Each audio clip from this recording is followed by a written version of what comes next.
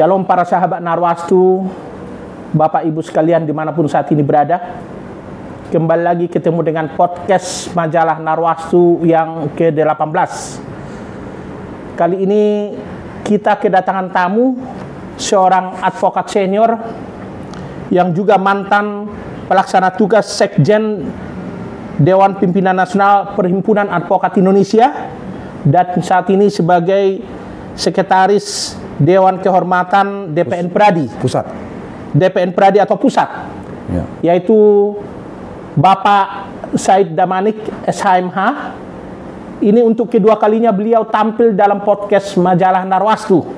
Tentu kalau kita lihat dari latar belakang sebagai orang hukum, tentu ada hal yang berkaitan dengan hukum yang akan kita bicarakan dalam podcast kali ini.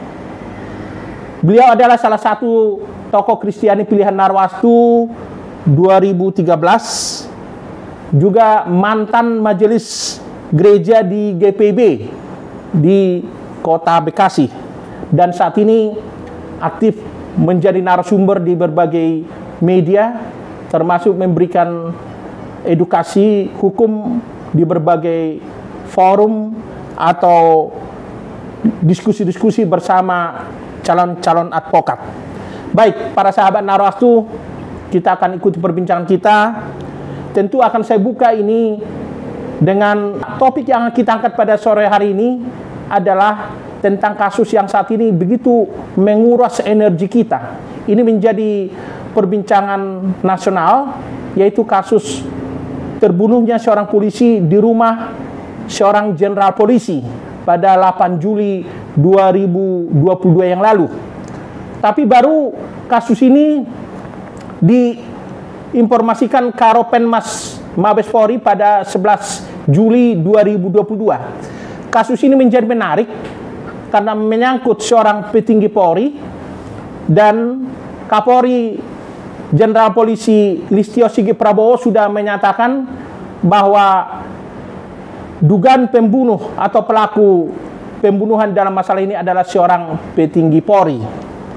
Dan saat ini saya juga tadi membaca majalah Tempo, majalah yang tidak asing lagi bagi kita. Ini saya dapat informasi dari Instagramnya majalah Tempo. Ini majalah ini habis ludes karena ada berita tentang kasus seorang Perdi Sambo, mantan Kepala Divisi Propam Mabes Polri. Baik, Bang Said Damanik sudah bersama kami sekarang. Shalom Bang, apa kabar? Shalom, kabar baik Bung Yondro. Selamat siang buat seluruh sahabat Narwastu yang kami hormati. Semoga di siang ini kita tetap sehat semuanya, sukacita dan semangat dalam semua aktivitas. Ya, terima kasih Bang Said sudah berkenan datang ke kantor majalah Narwastu. Bang Said, begini, Abang selama ini dikenal seorang advokat senior, aktivis HAM, juga pemerhati masalah sosial politik termasuk pertahanan keamanan, terutama masalah kepolisian. Abang selama ini cukup sering diundang bicara tentang masalah kepolisian juga. Abang kan selama ini sudah mengikuti pemberitaan tentang kasus Yosua Huta Barat, seorang anak bangsa yang terbunuh karena ada pembunuhan oleh atasannya sendiri. Dan ini masih berproses saat ini. Apa yang Abang lihat dari fenomena ini? Atau apa refleksi Abang? Terima kasih Bung Yondro.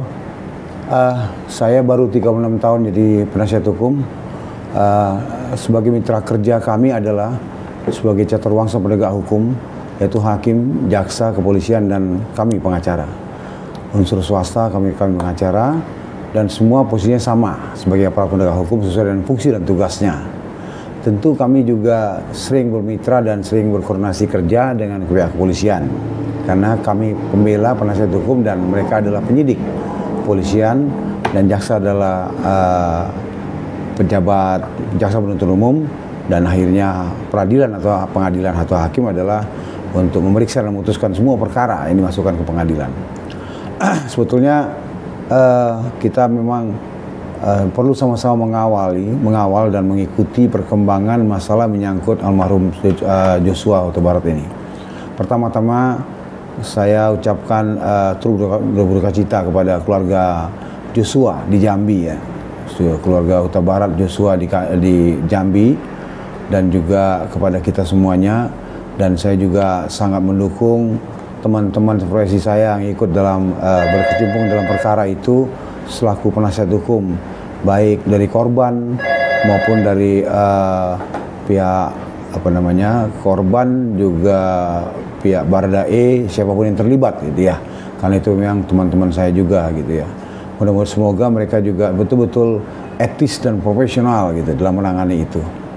Sebetulnya ada yang perlu saya sampaikan, Bung Jondro dan publik sekalian, bahwa kita semua tahu awalnya ini adalah mencoba didramatisir ya, mencoba didesain oleh oknum FS itu sendiri dan kelompoknya, yang seolah-olah dia korban gitu ya, seolah-olah ini adalah tembak menembak, seolah-olah ada yang menzolimi, dalam arti adalah almarhum Joshua Huta Barat.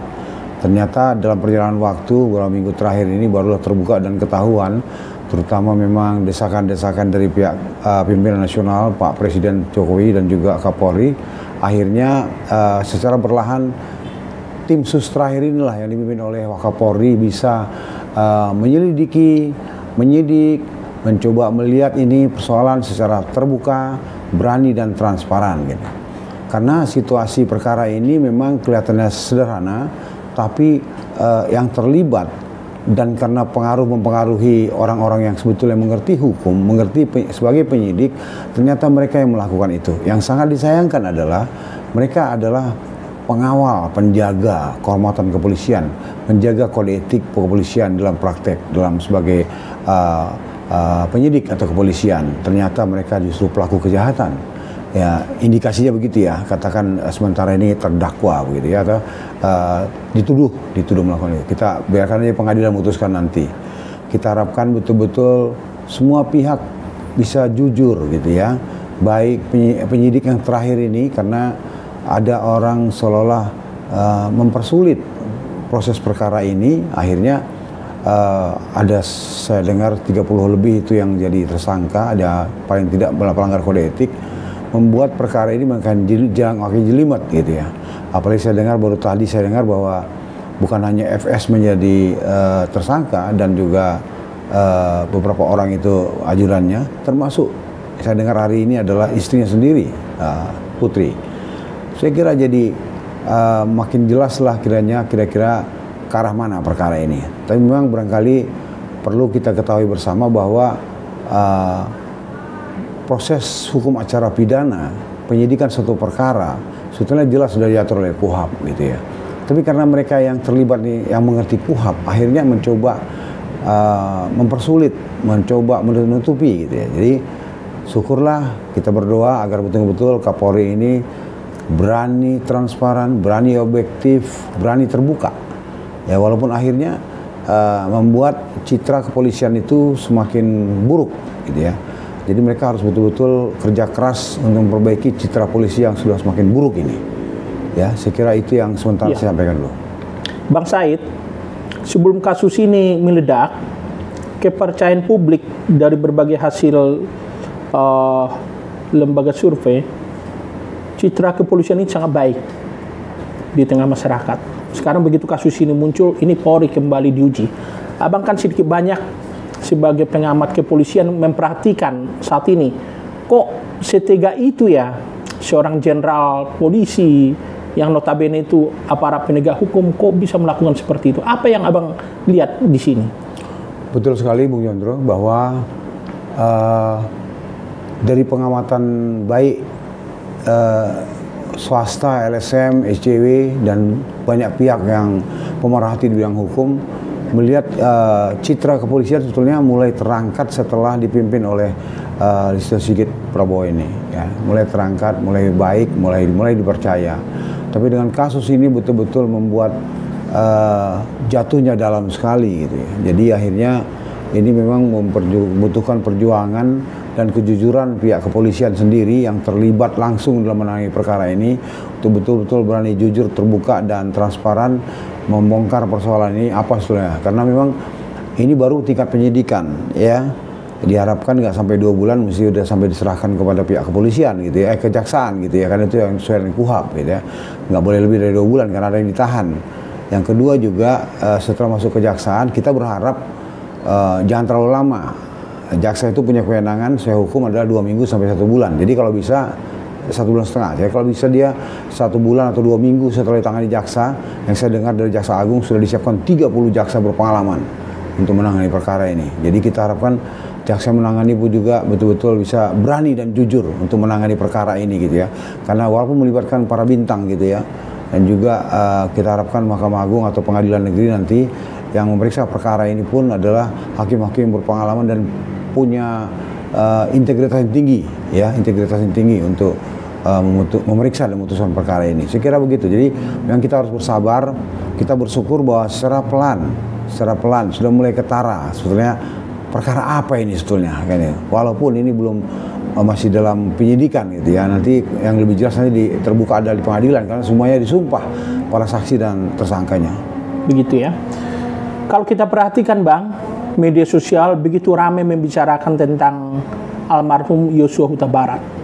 Dia seorang anak bangsa yang masih sangat muda, yang punya cita-cita, apalagi dia masih beberapa bulan lagi akan menikah, tapi tewas secara mengenaskan, tragis.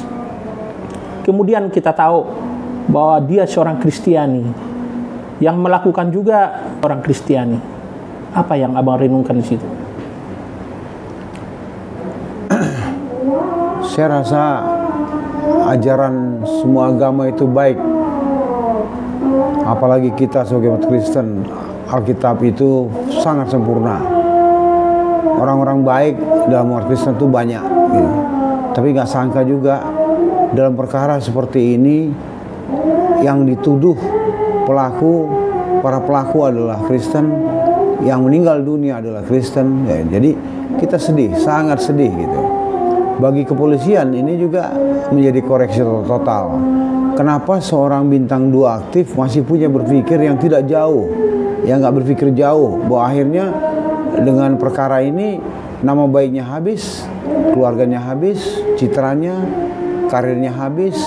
Padahal saya dengar dia seorang pribadi yang cemerlang dari segi edukasi ya, seorang yang alumni terbaik di angkatannya pada waktu itu. Tapi ternyata polisi harus, atau termasuk mungkin TNI, tapi yang sekarang dalam hal ini disorot sekarang tidak polisi, betul-betul menyaring calon polisi itu bukan hanya IQ tapi SQ ya. Jadi mentalnya itu ya, spiritnya tuh ya, rohaninya itu juga menjadi perwira tinggi juga. Memang diperlukan betul-betul mentalitas yang tinggi gitu ya, bukan IQ saja, supaya jangan peristiwa memalukan ini terulang kembali gitu ya. Sangat menyedihkan gitu ya. Yang kedua juga bahwa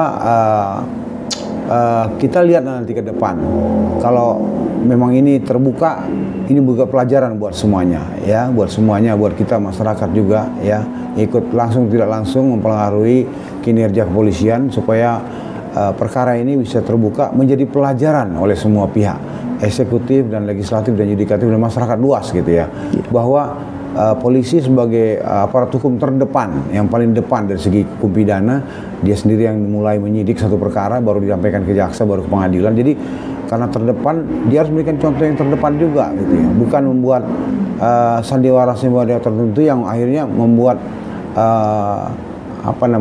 wacana yang nggak baik kepada masyarakat gitu ya, ataupun pembelajaran yang nggak baik gitu ya, yang membuat semuanya akhirnya semakin tidak percaya gitu. Jadi akhirnya memang kita semua kita lihat dan kita kawal bersama sampai-sampai Menko Polhukam juga betul-betul mempunyai atensi khusus soal ini. Ya termasuk Presiden Jokowi Bang ya. Presiden Jokowi sampai 2 kali ngomong dan juga 4 kali ngomong dan juga sangat malu sudah dengan kejadian ini Kapolri kita gitu, yang menurut saya dia punya integritas sebetulnya, tapi dia sekarang dicoba ya untuk bisa menjadi pemimpin yang wise gitu ya, yang tapi juga tegas gitu ya. Inilah diperlukan keberanian moral tadi itu ya, karena di semua negara kalau udah hukumnya itu nggak jalan, apalagi yang melanggar hukum berat itu adalah pelaksana hukum sendiri, itu sangat memalukan. Nanti biasanya sekian puluhan tahun saya sebagai advokat, memang terserah terakhir kali secara hukum negara adalah bagaimana pengadilan atau hakim memeriksa dan memutuskan. Tapi saya ingin katakan biasanya semua pelaku hukum itu pasti akan dihukum berat. Kalau dalam perkara berat nggak akan bisa lepas. Tapi kalau dia kebetulan adalah penegak hukum sendiri, apalagi petinggi hukum sendiri, biasanya hakim memperberat lagi, ya. Belum lagi pasal 340 dan 338 udah dimasukkan kepada mereka, salah satu pasal yang cukup berat, gitu ya. Jadi mudah-mudahan kita doakan, kita lihat nanti supaya semua pihak itu betul-betul menangani dengan baik dan menjadikan ini pembelajaran yang sangat mahal, ya, karena akhirnya Republik ini geger, gitu. Saya kira gitu. Ya. Kemudian saya masih ingat Bang Said, kalau tidak salah 5 atau 6 tahun yang lalu Abang pernah membuat statement dalam penegakan hukum itu ada hukum tabur tuai. Mungkin bisa Abang perjelas dulu maksudnya Bang dulu apa hukum tabur tuai yang pernah Abang bilang dulu? Ya, sadar nggak sadar memang itu juga adalah setelah kita dipanggil Tuhan. Tapi di dalam dunia ini pun itu sering terjadi, gitu ya. Sadar apa nggak sadar dia kena, gitu ya. Dan juga pihak-pihak terkait itu, ya. Sayang sekali seorang Joshua yang masih muda, yang masa depannya masih jauh, gitu ya. Habis gitu masa depannya. Sementara seorang petinggi yang sebetulnya saya yakin kecolongan Pak Kapolri mengangkat dia sebagai Kadif Propam, gitu ya. Kepala Divisi Profesi dan Pengamanan, satu bidang yang sebetulnya harus menjadi contoh yang ditakuti dan disegani, gitu ya. Tapi justru kelihatannya ada indikasi kuat. Saya banyak kali dengar isu dan gosip, dan katakan saya mentariknya isu dan gosip bahwa santer sekali sebagai ketua Satgasus dia sangat disayangkan seorang Ferdy Sambo, orang yang sebetulnya secara pribadi IQ-nya baik, tapi ternyata SQ-nya, emosinya, mentalnya sangat buruk, gitu ya. Jadi ya pembelajaran lah buat kita semuanya. Jadi sekarang dengan dipreteli jabatan dia, mudah-mudahan jadi lumpuh lah semuanya, dan akhirnya betul-betul digali lah persoalan sebenarnya apa, gitu ya. Apalagi bicara motif ini lagi rame, kita lihatlah. Saya yakin bulan depan itu semakin terbuka, karena kalau bulan depan itu udah masuk ke pengadilan pertengahan atau akhir bulan depan, itu akan semakin jelas sebetulnya apa. Apakah asmara, sekedar asmara saja, ataukah ada hal lain yang sangat memalukan, atau bisnis perkara yang luar biasa membahayakan bangsa ini, tapi akhirnya Tuhan bukakan sekarang juga. Sekarang tertangkap dan sekarang lagi disidik. Kita lihatlah supaya betul-betul hancur dan betul-betul habis, gitu ya. Kalau tidak, ini sangat disayangkan. Dan memang kita doakan Kapolri sendiri berani membuat ini pembaharuan sejarah awal untuk memperbaiki polisi secara total, gitu. Saya berterima kasih rekan saya Kamarudin Simanjuntak ini. Saya tahu betul integritasnya tinggi, mentalnya kuat, dan punya nyali yang tinggi. Apalagi rekan saya, sahabat saya yang mula-mula jadi pengacara, Saudara Johnson Panjaitan juga yang juga punya integritas dan nyali yang tinggi, gitu ya. Dan juga Saur Siagian ini. Jadi mestinya pelan-pelan mudah-mudahan nih, karena dia tadi tidak menyangka Saudara Ferdy Sambo ini, toh yang dia tembak, dia bunuh itu sersan. Dia nggak tahu pada akhirnya Tuhan bukakan jalan. Sersan ini keluarganya mempunyai relasi, ternyata lawyer-lawyer, advokat-advokat yang punya integritas dan nyali yang tinggi, gitu ya, yang kuat, gitu ya, untuk memperjuangkan keadilan dan kebenaran. Puji Tuhan, Presiden kita, Kapolri, dan banyak petinggi negara ini betul-betul mempunyai perhatian khusus, gitu, untuk mendukung aparatur yang terakhir ini, terutama yang dianggap lebih jujur membuka ini. Dan juga kita doakan para pengacara kawan-kawan saya ini betul-betul profesional dan etis, gitu ya. Jangan mencoba melanggar kode etik lagi para pengacara ini. Saya sebagai Dewan Kehormatan mengingatkan juga profesional lah, sesuai dengan ilmunya dan pengalamannya, supaya betul-betul keadilan kebenaran ditegakkan. Iya. Jadi Abang menyinggung soal kecerdasan dan kerohanian atau spiritualitas. Maksudnya apa, Bang, dalam kaitannya dengan penegakan hukum itu?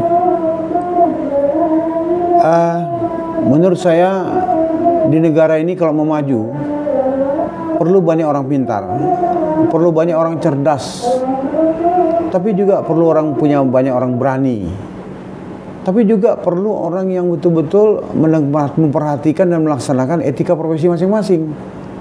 Hakim menjalankan etika profesinya, polisi menjalankan etika profesinya, advokat menjalankan etika profesinya, jaksa juga. Kalau itu nggak kesampingkan, sia-sia semuanya, nggak ada gunanya. Gitu. Siapa menyangka seorang Kadif Propam justru pelanggar etika profesi? Mudah-mudahan ini menjadi betul-betul pembelajaran lah buat semua, kan semua kaget gitu. Selama ini belum pernah terjadi ya. Memang pernah terjadi bintang 2 aktif terlibat di KPK, itu korupsi gitu. Itu juga udah diproses. Ya, Kakor Lantas mantan dulu itu ya, Joko. Nah, saya kira kita lihat ini pun kayaknya mengarah ke sana, dan ini kejahatan yang juga luar biasa gitu. Jadi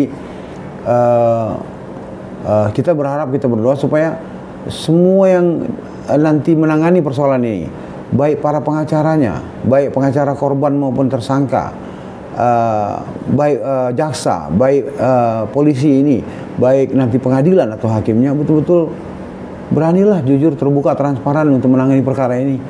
Karena memang yang dihadapi ini adalah satu perkara yang kebetulan mereka sendiri ngerti hukum, kebetulan mereka ini tahu seluk-beluknya gitu loh.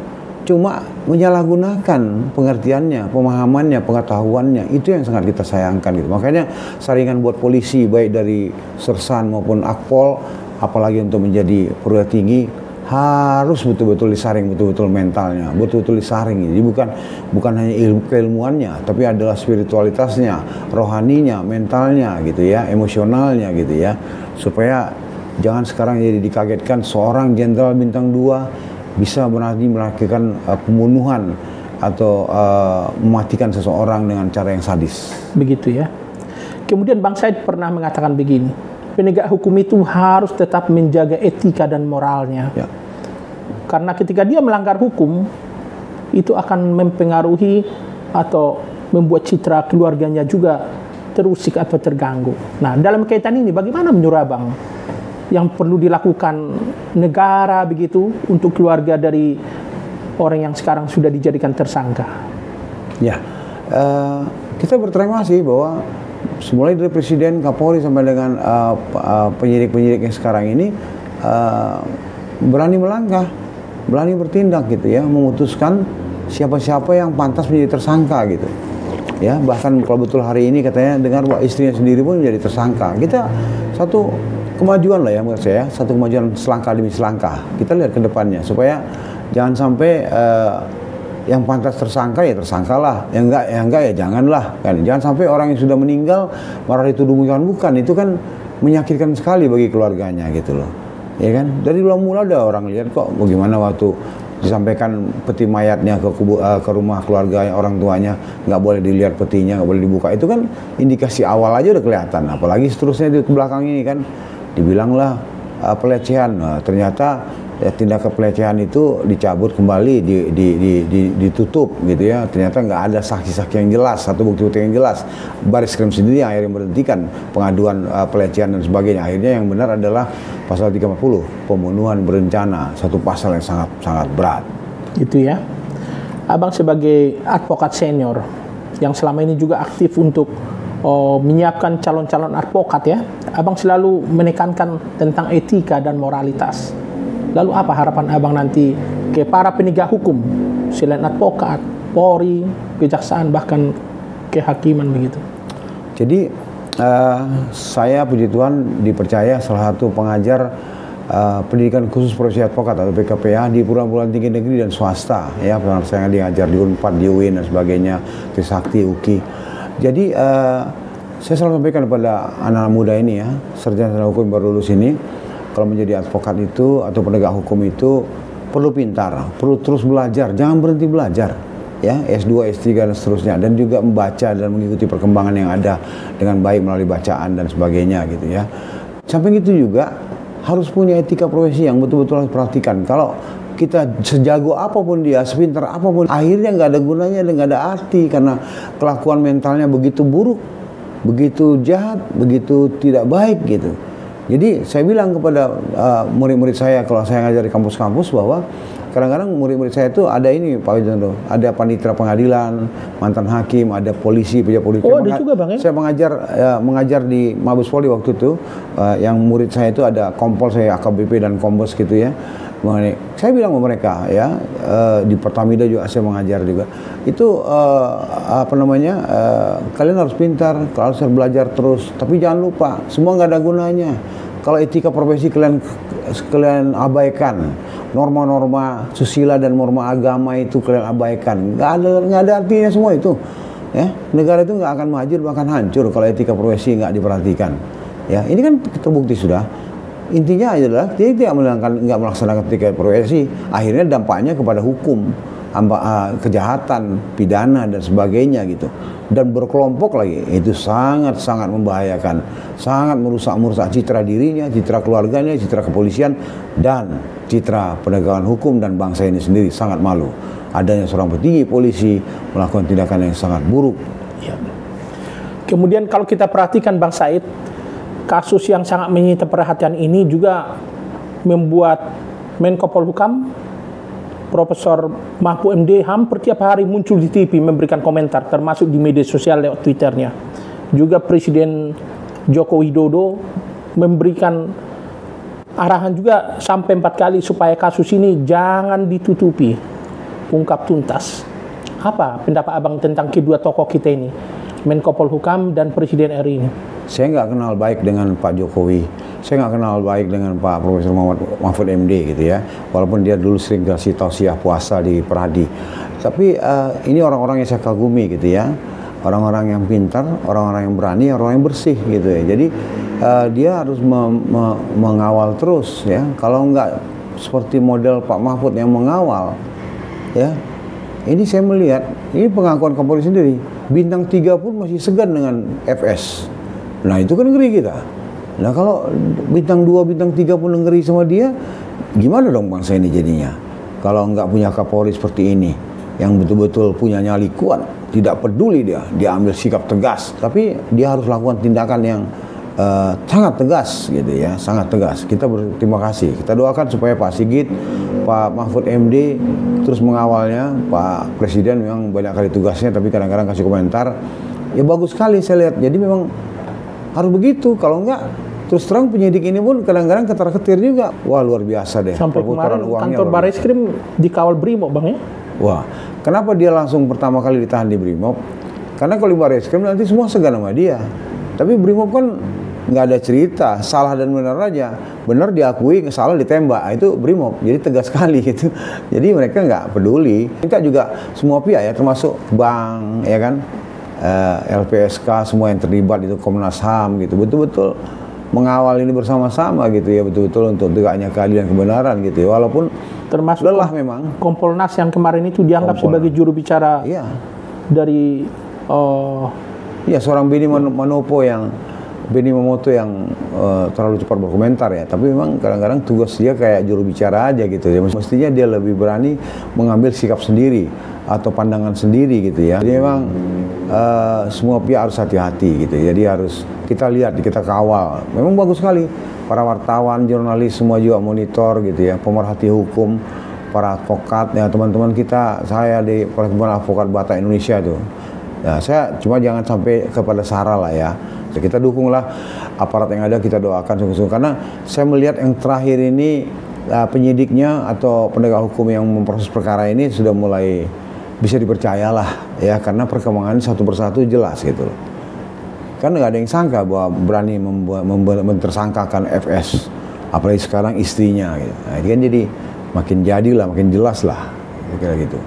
Ini menurut Abang sebelumnya pernah terjadi seperti ini? Pelanggaran HAM seperti yang Abang bilang itu? Maksudnya? Dalam pengalaman Abang pernah seperti ini? Ada? Sebetulnya ada beberapa ya, tapi yang cukup menggegerkan ini saya kira. Oke. Yang terakhir Bang Said, ini ada 3 tokoh advokat yang begitu luar biasa memperjuangkan, menyuarakan kasus ini.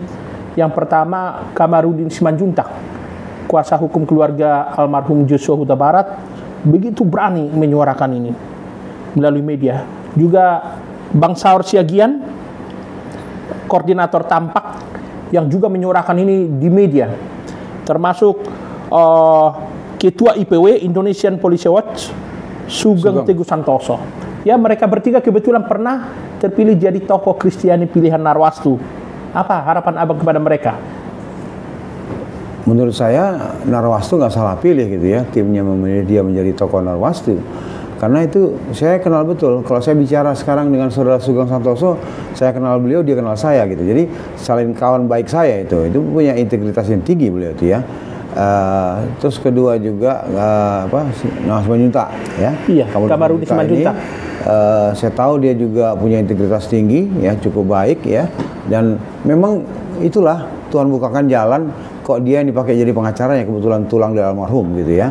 Terus rekan saya Saur Siagian ya mengaku saya mentornya gitu. Saya terima kasih Saudara Saur ya, sebagai junior saya luar biasa Anda terus menyuarakan kebenaran keadilan dengan lantang tanpa peduli kepada siapapun gitu ya.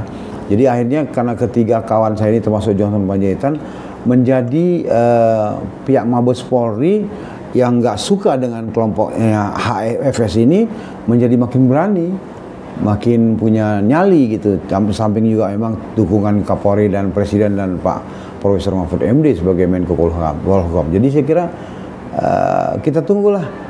Saya yakin sekali nih nanti kalau sudah bulan depan pertengahan atau akhir nanti mulai disidangkan, kita lihat nih mudah-mudahan ini makin jelas dan janganlah terjadi lagi ini pada bangsa ini gitu ya. Sebagai umat Kristen juga kita sangat malu karena yang terlibat banyak adalah anak-anak Tuhan Yesus sendiri gitu ya. Jadi supaya jangan terjadi lagi lah hal seperti ini gitu ya. Dan cermin kita lah jadinya supaya jangan terjadi seperti ini lagi. Kita lihatlah, jangan kita sudah terjadi terus akhirnya terulang lagi orang yang pernah dulu tahu ada kejadian seperti ini gitu. Itu yang kita harapkan jangan terjadi lagi lah. Saya kira itu. Iya. Para sahabat Narwastu, sekedar informasi, Sugeng Teguh Santoso, beliau itu termasuk dalam 21 tokoh Kristiani 2019 pilihan majalah Narwastu. Kemudian Bang Saur Siagian termasuk dalam 21 tokoh Kristiani 2012 pilihan Narwastu. Dan Bang Kamarudin Simanjuntak termasuk dalam 21 tokoh Kristiani 20. Mereka kita doakan bisa terus menyuarakan suara kebenaran untuk bangsa ini. Sebagian terakhir, ada yang Abang mau sampaikan kepada para sahabat Narwastu Bang Said Damanik? Ya, saya berpesan sebagai sahabat Narwastu kepada sahabat Narwastu bahwa mari kita doakan supaya perkara ini betul-betul terbuka dengan jelas gitu, dan akhirnya kebenaran itu terbuka gitu, dan hukum itu berjalan gitu ya. Jangan sampai ada, karena ada kekuatan tersendiri oleh tersangka ini gitu. Jadi jangan sampai dia menjadi lebih dominan. Kita harapkan hukumlah yang menjadi panglima, hukumlah yang harus betul tegakkan. Kita doakan, kita lihat nanti ke depan seperti itu ya. Mari kita bersabar, tapi nggak perlu juga kita mendramatisir gitu ya. Karena ada juga oknum polisi yang tentu anti intoleran dan sebagainya ya. Jadi kita juga harus bersyukur. Jadi kita lihatlah ke depan dan kita jangan membuat isu dan informasi lain juga yang belum tentu benar gitu ya. Memang banyak sekali berseliweran di YouTube dan di media sosial sekarang ini ya.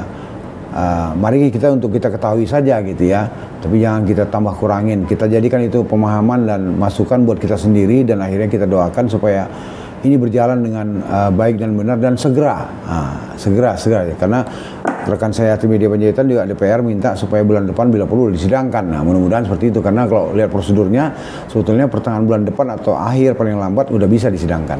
Iya. Kira itu. Terima kasih Bang Said Damanik, perbincangan kita dalam podcast ke-18 ini. Bapak Ibu para sahabat Narwastu, itulah perbincangan kami tentang hukum dan isu terkini yang sudah kami bahas bersama seorang pakar hukum, seorang advokat senior, dan juga saat ini sebagai sekretaris Dewan Kehormatan Pradi Pusat atau DPN Pradi. Beliau juga mantan aktivis FKPPI dan KNPI dan mantan anggota Majelis Gereja GPB di Kota Bekasi. Dalam kesempatan ini juga kami menyampaikan kepada para sahabat Narwastu, mari kita dukung dengan doa supaya proses ini berjalan dengan baik, proses kasus almarhum Yosua Huta Barat, dan para penegak hukum kita harapkan dan doakan bisa menjalankan tugasnya sesuai dengan undang-undang atau fungsi yang sudah digariskan. Ya. Kami juga mengucapkan turut berbelasungkawa kepada keluarga dari almarhum Yosua Huta Barat yang ada di daerah Jambi. Kiranya keluarga selalu sehat, kuat, tabah, dan senantiasa diberkati Tuhan dalam menjalani hari-hari ke depan. Saya juga maaf nih, mau sampaikan juga turut berduka cita buat keluarga di Sumatera Barat di Jambi. Kiranya Tuhan menguatkan Bapak Ibu dan semua keluarga, ya kan. Saya kira kita yakinlah, kita doakanlah bahwa ini akan indah pada waktunya, gitu ya, bagi bangsa ini. Baik, terima kasih Bang Said. Akhirnya itulah perbincangan dengan Bang Said Damanik dalam podcast kita kali ini. Kami undur diri. Saya sampaikan kepada para sahabat Narwastu, podcast ini adalah program yang lain dari Narwastu selain menerbitkan media cetak dan media online. Kiranya perbincangan ini selalu menginspirasi, membuat kita senantiasa menambah wawasan.